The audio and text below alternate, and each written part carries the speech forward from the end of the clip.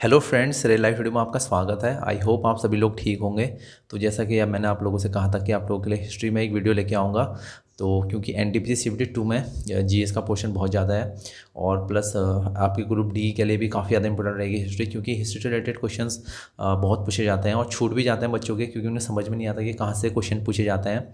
तो आप लोगों के साथ आज मैं डिस्कस करूंगा तीनों एशियंट, मिडिवल हिस्ट्री और मॉडर्न हिस्ट्री के कुछ इंपॉर्टेंट टॉपिक्स जो आप लोग को पढ़ के जाने चाहिए। उन्हीं से रिलेटेड आप लोग को क्वेश्चन देखने को मिलेंगे। वैसे आप लोग जीके तो पढ़ते ही होंगे, लेकिन फिर भी आप लोग का क्वेश्चन छूट जाता होगा, तो उससे रिलेटेड जो प्रॉब्लम है आप लोगों को नहीं होगी। तो आप लोगों को मैं टॉपिक्स बताऊंगा, आप लोगों ने ज़रूर पढ़ के जाएँ और क्वेश्चन प्रैक्टिस करें, और कैसे पढ़ना है वो भी मैं आप लोगों को बताऊंगा। तो वीडियो एंड तक देखें, वीडियो काफ़ी ज़्यादा इन्फॉर्मेटिव होने वाला है। और अगर आप चैनल पर नए हैं तो चैनल को सब्सक्राइब कर लें, ऐसी वीडियोस आप लोग तक सबसे पहले पहुंचेंगी। तो आइए वीडियो शुरू करते हैं। इतिहास में हम बात करेंगे सबसे पहले प्राचीन इतिहास की। तो इसमें सबसे इम्पोर्टेंट टॉपिक आप लोग का शुरू से है जो है IVC यानी इंडस वैली सिविलाइजेशन, यानी सिंधु घाटी सभ्यता के महत्वपूर्ण स्थल से जुड़ी जानकारी। यानी आप लोग को पता ही होगा हड़प्पा, मोहनजोदाड़ो, कालीबंगा, रोपण, लोथल, उनसे रिलेटेड जो जानकारी है आपको ये भी पता होना चाहिए कि कौन सा स्थल किस चीज़ के लिए फेमस था। ठीक है। और जो प्रमुख नदियाँ थी, स्थल थे, जैसे हड़प्पा रावी नदी के किनारे था और मोहनजोदाड़ो सिंधु नदी के किनारे था। तो इस तरीके की छोटी छोटी जानकारी हैं, तो आप लोग को पता होना चाहिए। जैसे आप लोगों से पूछा जा सकता है कि अग्निकुंड कहाँ से मिला है और घोड़े के शाख से कहाँ से मिले हैं। तो इस तरह के जो छोटे छोटे क्वेश्चंस हैं ये आप लोगों से पूछे जाते हैं। और ग्रुप डी में तो मैं खासकर पिछले आप देख लेंगे प्रीवियस ईयर पेपर, उसमें आपको बहुत सारे क्वेश्चन ऐसे देखने को मिलेंगे जिसमें सिंधु घाटी सभ्यता से रिलेटेड, सिंधु घाटी सभ्यता से स्टार्ट करें प्राचीन इतिहास में अगर आप पढ़ रहे हैं। और अगला हमारा इंपॉर्टेंट टॉपिक है जैन धर्म और बौद्ध धर्म की संगतियाँ, क्योंकि बहुत बार देखा गया है कि जैन धर्म और बौद्ध धर्म से काफ़ी ज़्यादा क्वेश्चन पूछे जाते हैं। जैसे प्रथम बौद्ध संगति किस समय में हुई पूछा जा सकता है, या कौन से स्थान पे हुई, या चौथी बौद्ध संगति किस स्थान पे हुई, किसके इसके अध्यक्ष कौन थे, इसके किसके शासनकाल में हुई। ठीक है।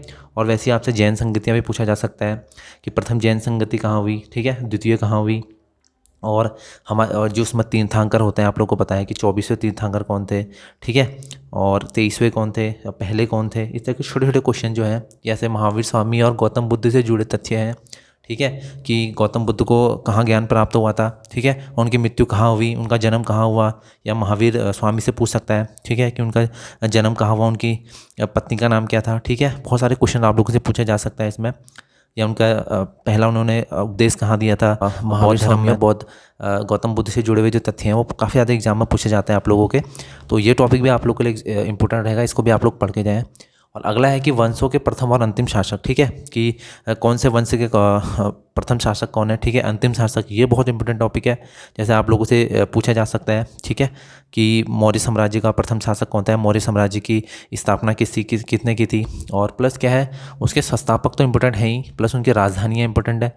और उसमें महत्वपूर्ण जो शासक है, जैसे आप लोग अशोक के बारे में पढ़ के जाएँ। ठीक है, अशोक के जितने भी अभिलेख हैं उसमें से रिलेटेड जो इंपॉर्टेंट चीज़ें हैं। ठीक है, आप अगर मौर्य वंश से पढ़ रहे हैं तो ऐसे जो धीरे धीरे चीज़ें हैं, ठीक है, इंपॉर्टेंट जो चीज़ें, गुप्त वंश है, गुप्त वंश के संस्थापक कौन थे, उनका शासनकाल क्या था। ठीक है। और उसमें जो इंपॉर्टेंट जो टॉपिक हैं गुप्त वंश में भी, ठीक है, बहुत सारे राजा आए हैं। चंद्रगुप्त के बारे में पढ़िए, चंद्रगुप्त 2 के बारे में पढ़िए। ठीक है, फिर आगे बहुत सारे वंश आपके इसमें हैं। ठीक है, तो उनके बारे में आप लोग को पढ़ना है, उसके संस्थापक पढ़ने हैं, राजधानी पढ़नी है, महत्वपूर्ण शासक उसके पढ़ने हैं। ठीक है। और अगला है कि दक्षिण भारत के राजवंश, क्योंकि मेरे ग्रुप डी में मुझे याद है दक्षिण भारत के शासन में एक राजधानी पूछी गई थी कि इसकी राजधानी क्या थी। ठीक है, आप पूछा, बहुत ज़्यादा इंपॉर्टेंट है इसी तरीके से। चोलों की राजधानी कहाँ थी, ठीक है, चालुक्य की राजधानी कहाँ थी, इसके संस्थापक कौन थे। ठीक है, और कुछ राजा पूछ लेगा, उस राजा को पूछेगा कि इस राजा का संबंध कौन से दक्षिण भारत के राजवंश से, क्योंकि आप लोग दक्षिण भारत के राजवंश देख के नहीं जाते हैं, तो हल्का हल्का आप लोग उसमें नज़र मार लें दक्षिण भारत के। अगला इंपॉर्टेंट टॉपिक है वंशावली। तो वंशावली से बहुत इंपॉर्टेंट पूछे जाते हैं कि कौन से वंश का टाइम पीरियड आप लोग को दे दिया जाएगा, इस वंश का टाइम पीरियड कौन सा था। तो ये तो छोटी छोटी चीज़ें आप लोग को वैसे भी याद रहनी चाहिए। ठीक है, और वंशों के बारे में हल्का फुल्का तो आप लोग गैस भी कर सकते हैं वहाँ एग्ज़ाम में। तो वंशों के वंशावली भी आप लोग याद कर लें। और प्रमुख विदेशी यात्री आप लोग से पूछे जा सकते हैं। ठीक है, कि प्रमुख विदेशी यात्री जो है उनकी पुस्तक या किस राजा के समय टाइम पीरियड पे हुआ है। जैसे आप लोगों से पूछ सकता है, जैसे एग्जांपल दूं, जैसे कलहड़ ने राजतरंगिणी पुस्तक लिखी थी। ठीक है, तो राजतरंगिणी पुस्तक के लेखक कौन है। ठीक है, अष्टाध्यायी के लेखक कौन है। ठीक है, या ऐसा भी पूछ सकता है कि इब्न बतूता किसके शासनकाल में आया था। ठीक है। या ऐसे भी पूछ सकता है कि टॉलेमी कब आया था, ठीक है, मैग्नस तीस कब आया था, ठीक है। इस तरह से छोटे छोटे क्वेश्चन है, फाइयान हो गया, हिंसांग हो गया, कौन से उसमें आए थे। और जो अभिलेख होते हैं, ठीक है, अभिलेख भी आप लोग पढ़ लेना कि इस जैसे पूछ रहा है जूनागढ़ अभिलेख कौन से शासक से संबंधित है, ठीक है। हाथी गुफा अभिलेख कौन से शासक से संबंधित है, ठीक है। और पूछ लेगा ऐहोल अभिलेख किस संबंधित शासक है, ठीक है। तो ऐसे छोटे जो अभिलेख होते हैं, और प्लस मंदिरों के आप लोग को मंदिर से भी क्वेश्चन पूछे जाते हैं कि कौन से मंदिर की स्थापना किसने की थी, ठीक है, या ये मंदिर किसने बनवाया, या वो मंदिर किसने बनाया, ठीक है। तो ऐसे क्वेश्चन आप लोगों को मंदिर से रिलेटेड भी पूछे जाते हैं आप लोगों से, तो आप ये भी पढ़ लें। और प्लस देखा जाए तो इसमें ज़्यादातर इम्पोर्टेंट टॉपिक जो है वो मौर्यन पीरियड के बाद जो साम्राज्य आते हैं वो ज़्यादा इम्पोर्टेंट, ठीक है। आप लोग उसको पढ़ लेना। जैसे आपसे पूछा जाएगा कि कांची का कैलाश मंदिर किसका निर्माण किसने कराया, ठीक है, या सिद्धेश्वर मंदिर का निर्माण किसने कराया। तो ये छोटे छोटे जो, क्योंकि साउथ में बहुत सारे मंदिर ऐसे हैं जिनका आप लोग को पता नहीं होगा कि उनके संस्थापक कौन है, तो वो चीज़ भी आप लोग पढ़ लें। बहुत इंपॉर्टेंट मंदिर है साउथ के, तो उनके पूछा जाता है कि कहाँ उनके किसके टाइम पीरियड में उसका निर्माण हुआ। हम देखेंगे मध्यकालीन भारत में, जिसका टाइम पीरियड होता है 5वीं शताब्दी से लेके 15वीं शताब्दी के बीच में। तो इसमें जो इम्पोर्टेंट टॉपिक रहेंगे आप लोगों से सल्तनत काल से रहेंगे, जिसमें आप लोग को गुलाम वंश हो जाएंगे, खिलजी वंश हो जाएंगे, और तुगलक वंश हो जाएंगे, और उसके बाद सैयद वंश हो जाएंगे। तो बहुत सारे जो वंश हैं उसको आप लोग, उनमें क्या है, आप लोग को शासकों का क्रम याद करना है कि कौन सा शासक कब आया था। जैसे आप लोग गुलाम वंश में देख लेंगे तो सबसे पहले कुतुबुद्दीन ऐबक से शुरू होता है, फिर इल्तुतमिश आता है, इस तरीके से शुरू होता है। उसमें आप लोग को शासकों का क्रम याद रखना है और उनके टाइम पीरियड याद रखना है। जैसे आप लोग को गुलाम वंश का रखना है कि गुलाम वंश की स्थापना किसने की, ऐसे भी पूछ सकता है कब की, किसने की, ठीक है। और क्रम तो आपको याद रखना ही है, उनका टाइम पीरियड भी याद रखना है आप लोगों को वंश से रिलेटेड। अगर आप हर शासक का नहीं भी रखते हैं तो इतना तो आप याद रखिए कि कौन वंश कब से कब तक रहा, ठीक है। जैसे खिलजी वंश रहा आप लोगों का 1290 से 1320 के बीच में, ऐसा भी पूछ सकता है। कौन सा वंश का टाइम पीरियड पूछता है वंश से रिलेटेड। और प्रमुख कार्य पूछ सकता है, शासकों के प्रमुख कार्य, जैसे आप लोगों से पूछ सकता है एकता प्रणाली किसने चलाई, ठीक है, और कुतुब मीनार का निर्माण किसने कराया, ठीक है। तो जो कुछ चीज़ें हैं जो तुर्क चहलगामी पूछ लेता है कभी कभी, किसका इसका विनाश किसने किया, इसका निर्माण किसने किया, ठीक है। तो कुछ चीज़ें ऐसा होता है जो निर्माण से पूछ सकता है आप लोगों से, ठीक है। तो आप लोग के प्रमुख कार्य तो पूछेगा ही, शासकों द्वारा आप लोग को इसको पढ़ के जाना है। और सिक्के पूछ सकता है, ठीक है, हाँ सिक्के, ये सिक्के किसने चलाए, ठीक है। ऐसा भी पूछ सकता है कभी मूल्य नियंत्रण प्रणाली किसने चलाई, या ये सिक्का किसने चलाया, ठीक है। सिक्कों से रिलेटेड भी आप लोगों से पूछा जा सकता है। और प्लस आप लोग युद्ध जो इंपॉर्टेंट वॉर हैं, ठीक है, हर शासक ने अपने अपने टाइम पे युद्ध लड़े थे, ठीक है, वो आपने याद करके जाना है। जो वॉर होते हैं, ठीक है, इंपॉर्टेंट वॉर होते हैं, हर वॉर आप लोग को पढ़ के नहीं जाना है, ठीक है, इतने ज़्यादा नहीं पूछा जाएगा, लेकिन आप लोग को इंपॉर्टेंट जो वॉर होते हैं, ठीक है, वो आप लोगों से पूछा जा सकता है। और प्लस जो इनकी राजधानियाँ होती हैं, ठीक है, एक चीज़ और ऐड कर देता हूँ, तो जो अलग अलग वंशों की राजधानियाँ अलग अलग होती हैं, ठीक है, याद रखना। राजधानी भी एक चीज़ ऐड कर लीजिए इसमें, राजधानियाँ भी ऐड कर लेना, ठीक है। कभी क्या होता है कि राजधानी एक जगह से दूसरी जगह लेके जाते हैं, वो भी पूछ लिया जाता है, ठीक है, कि राजधानी यहाँ एक रिप्लेस करते हैं जब, तो किसने करी, ये सब पूछा जाता है। तो और प्लस बात करें इसके संस्थापक और अंतिम शासक, तो आप लोग याद, इतना तो आपको याद वैसे भी पता होना चाहिए कि कौन से वंश का संस्थापक कौन था, ठीक है। और अगले बात करें विजयनगर साम्राज्य से बहुत सारे क्वेश्चन आप लोगों के एग्जाम में पूछे जाते हैं, ठीक है। विजयनगर में कुछ वंश ऐसे हैं जैसे देवराय है, ठीक है, उसमें कुछ इंपॉर्टेंट जो शासक हैं, ऐसा नहीं कि सब आप लोग पढ़ के जाएं, ठीक है, इंपॉर्टेंट शासक के आप लोग को पढ़ के जाना है। कृष्णदेव राय हैं, ठीक है, बहुत इंपॉर्टेंट राजा हैं, और उसमें क्या है, प्रमुख राजा हैं। और विदेशी यात्री भी बहुत आए थे विजयनगर में, ठीक है। तो विदेशी यात्री पूछता है कि कहाँ से आए थे या किसके शासनकाल में आए थे, तो सब कुछ नहीं पढ़ के जाना है आप लोगों को, ठीक है। ये चीज़ें मैं आप लोग को बता रहा हूँ। विजयनगर के जो इम्पोर्टेंट राजा हैं उनके बारे में थोड़ा थोड़ा पढ़ लेना आप लोग। और प्रशासनिक चीज़ें पढ़ लेना आप लोग।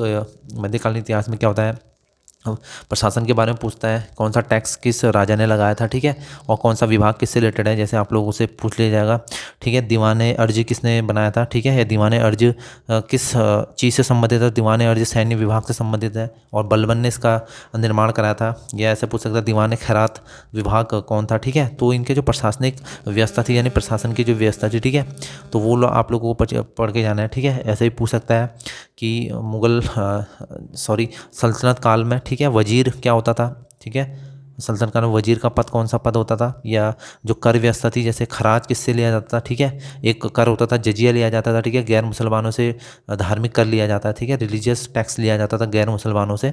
तो जजिया किससे संबंधित है, तो मैं कर टैक्सेस बहुत ज़्यादा पूछे जाते हैं।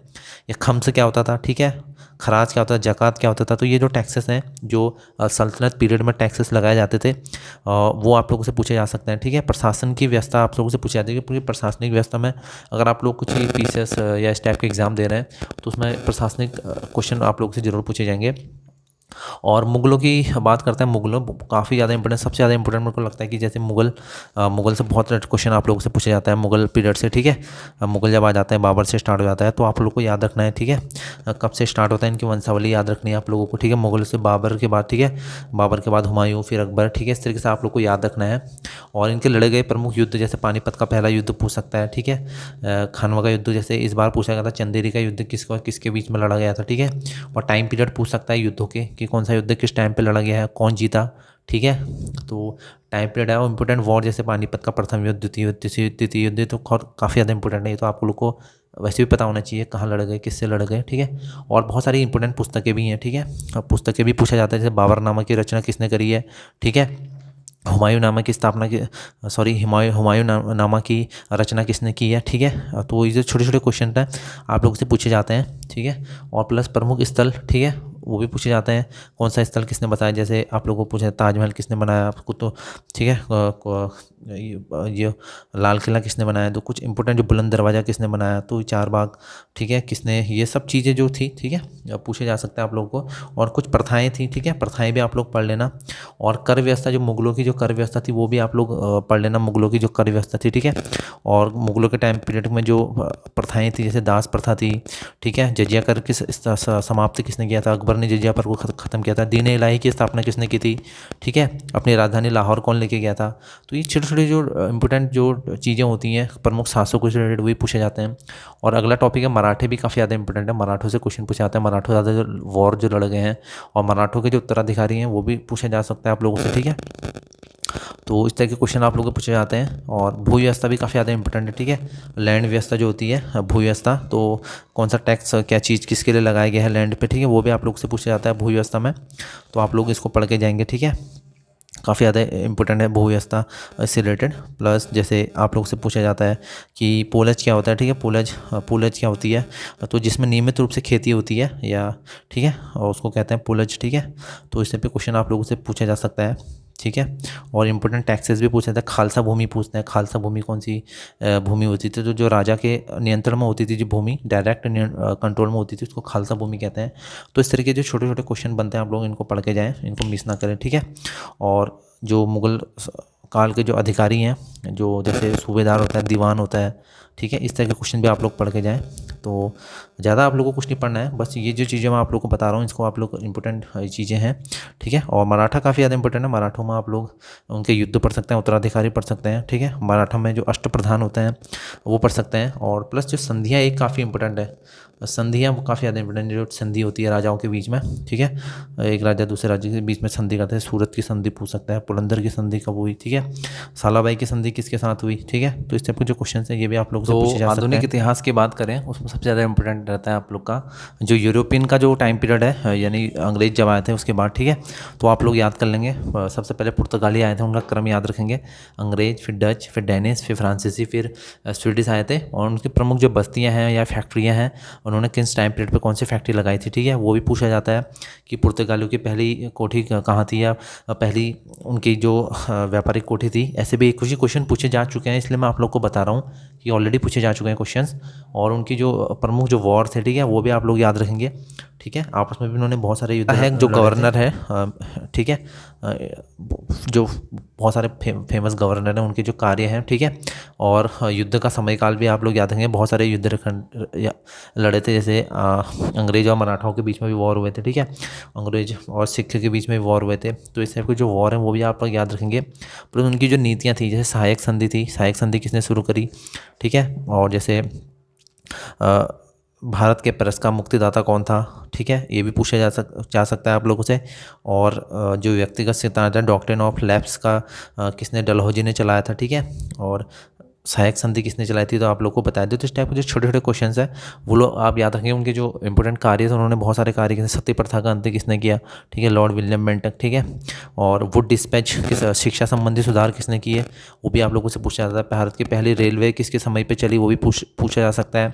लोक सेवा विभाग की स्थापना किसने की, ठीक है। उनके जो बहुत सारे अच्छे काम भी किए थे, ऐसा बात नहीं है, तो उनको आप लोग याद रखेंगे। और उनका युद्ध, बहुत सारे वॉर भी लड़े गए थे उनके द्वारा, तो वो भी आप लोग याद रखेंगे।